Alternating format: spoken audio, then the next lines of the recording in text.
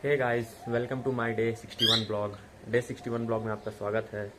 तो गाइस, आज हम बात करने वाले हैं हमारे ओयो के फाउंडर जो रितेश अग्रवाल जी हैं। उनसे हमें बहुत कुछ सीखने को मिलेगा, क्योंकि उन्होंने अपने लाइफ में बहुत स्ट्रगल किया है, तब जाके इतना बड़ा आदमी बन पाए हैं। तो जो नए हैं वीडियो पर बने रहिएगा और चैनल को लाइक सब्सक्राइब कर दीजिएगा। चलिए वीडियो शुरू करते हैं।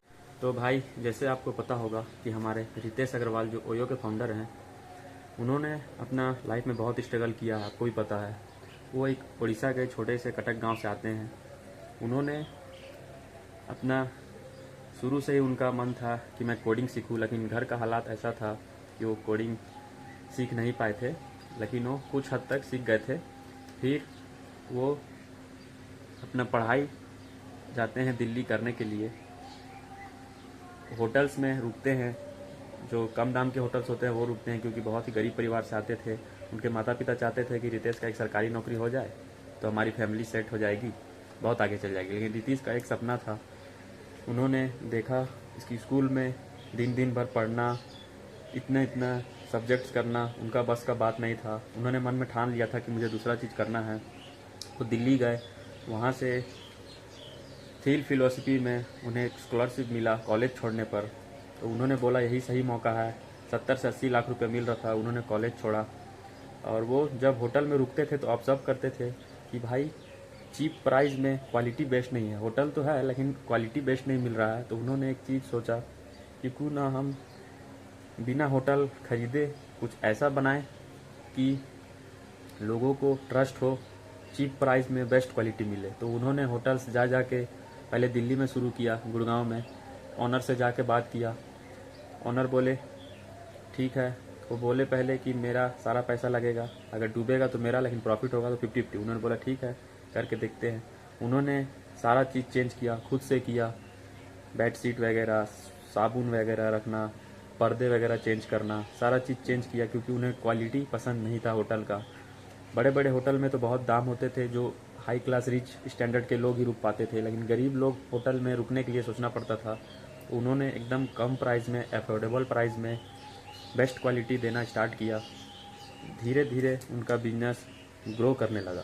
उन्होंने देखा, कुछ अपना टीम हायर किया बड़े बड़े प्रोजेक्ट्स के लिए। अकेले तो मुमकिन नहीं था, शुरू में उन्होंने सारा काम अकेले किया।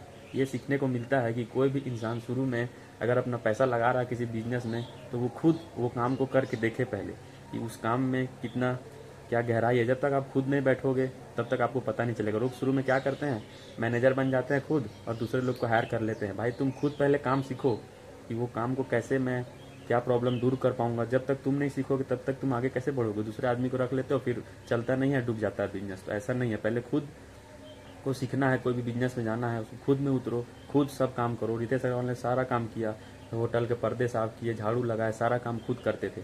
फिर उन्होंने सोचा कि अकेले काम नहीं होगा। उन्होंने एक टीम बनाई, बेस्ट लोगों को बुलाया और उन्होंने सोचा कि कैसे अपना बिजनेस ग्रो कर सके। तो उन्होंने नोटिस किया कि जो भी लोग आते हैं होटल में रुकने के लिए, उनका प्राइस बहुत ज़्यादा होता है और क्वालिटी बेस्ट नहीं होता है। तो इन्होंने सोचा कि हम कम प्राइस में बेस्ट क्वालिटी देंगे। ऑनलाइन ओयो का स्टार्ट किया और देखते ही देखते 3-4 साल में ओयो एक बहुत बड़ा कंपनी बन गया।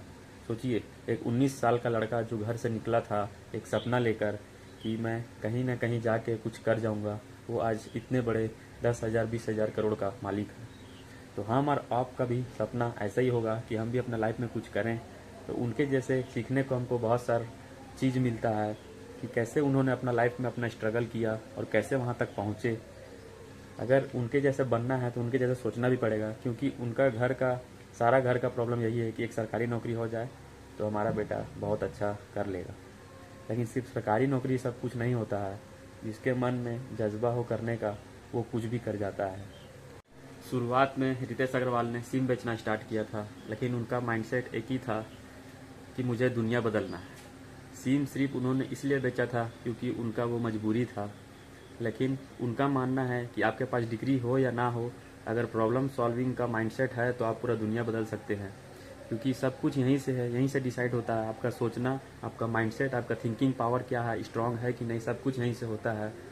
उनके लाइफ स्टोरी से हमें बहुत ही प्रेरणा मिलती है कि कोई भी काम अगर शिद्दत से, मन से चाहो तो कोई भी काम पूरा हो जाता है। तो मैं यही बोलना चाहूँगा भाई कि उनके लाइफ में भी बहुत स्ट्रगल आया था, सबके लाइफ में आता है, मेरे लाइफ में भी आया, तुम्हारे लाइफ में भी आएगा और आगे भी आता रहेगा। उन प्रॉब्लम्स को फेस करके जो आगे बढ़ता है व्यक्ति, वही लाइफ में सफल हो पाता है। क्योंकि अगर प्रॉब्लम फेस नहीं करना जानोगे तो लाइफ में तुम आगे नहीं बढ़ पाओगे। तुमने अगर प्रॉब्लम सॉल्विंग माइंडसेट रख लिया अपना कि कैसे प्रॉब्लम लोगों का सॉल्व करके आगे बढ़ा जाता है, तो तुम बहुत आगे पहुंच सकते हो इनकी जैसे। तो इनका वीडियो से हमें काफ़ी कुछ प्रेरणा मिलता है, काफ़ी कुछ मोटिवेशन मिलता है इनका लाइफ स्टोरी से। आपको क्या क्या मिला, आपको क्या सीखने को मिला, कमेंट कीजिएगा। तो अगर आपको ये वीडियो अच्छा लगा हो तो लाइक कर दीजिएगा और मेरा चैनल को सब्सक्राइब कर दीजिएगा।